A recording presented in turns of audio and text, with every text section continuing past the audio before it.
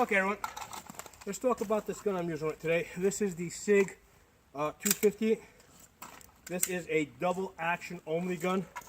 What that means is every time I squeeze the trigger, there's an external hammer, comes all the way back, goes all the way forward. This is the gun that I'm generally recommending to most of my trainees. Specifically if they're fairly new to shooting. Now, if they're people that are not going to be training that often, I usually recommend a revolver. Okay, if they're people who are going to be able to get to the range a little bit more often and get more comfortable with, just clearing jams and going to be able to practice more advanced things, I'll recommend the SIG 250.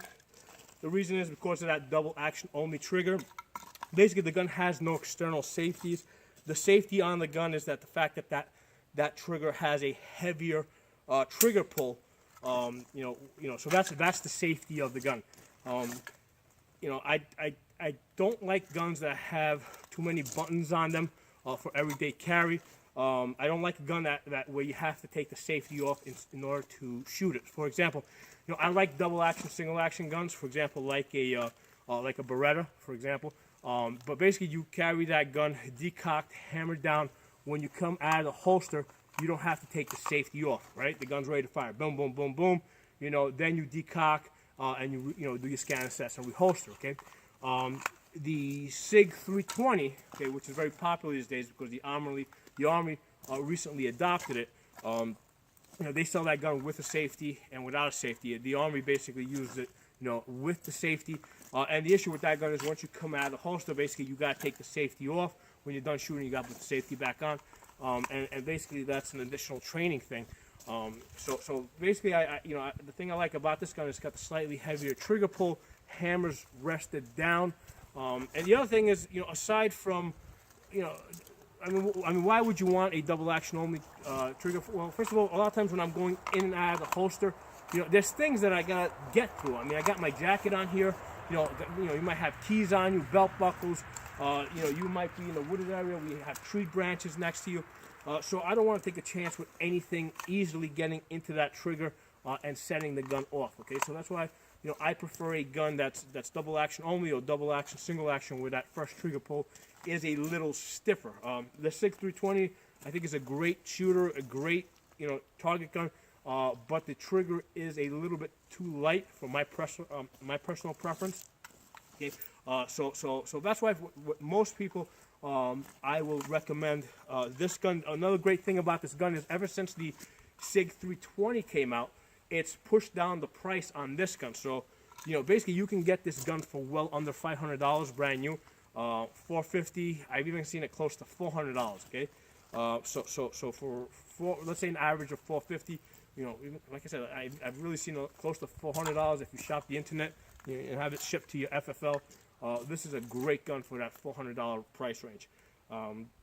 It is modular in design, so basically there's an internal chassis that comes out, and you can change the grips and the barrels and all that stuff on this. I did not buy this gun because it is modular, and the reason for that is because SIG charges so much money for changing out slides and barrels. It's almost like you're buying a brand new gun anyway. So until the prices on that come down to like about $100. It's not worth it to try and change calibers, so basically the modularity of the gun really doesn't mean that much to me, for myself or for other people. It's just too expensive to make changes on the gun. Okay, so I didn't buy this gun on the modularity. Same thing with the SIG 320. I'm not interested in the modularity of the gun at this point at the prices that they have for changing it. I do like this gun because it has that double action only trigger, and it requires a little bit more, a little bit more of a conscious effort to pull that trigger. Now, the main thing is you want to keep your finger off the trigger until you're ready to shoot. So your hand goes on your chest, you draw. In this case, I'd have to actually defeat my garment. So basically, my hand, instead of hand going on the chest, it'd come here, pull up my jacket, gun comes out, then join, extend, line my sights up on the target, finger on the trigger, squeeze.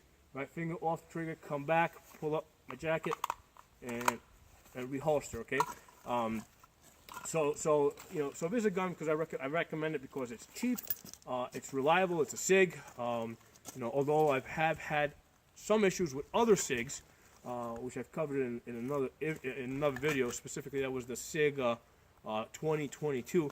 This gun I've got about just under 2,000 rounds on it. I've only had it haven't had it that long.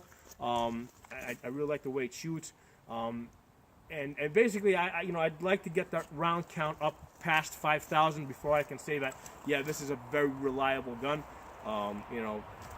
Certainly, if you only got 500 rounds for the gun, that means nothing to me. Okay, I like to seeing a round count of more than 5,000 before I can say that the gun is pretty solid. Okay, as far as, it is solid in the sense that the gun is tight.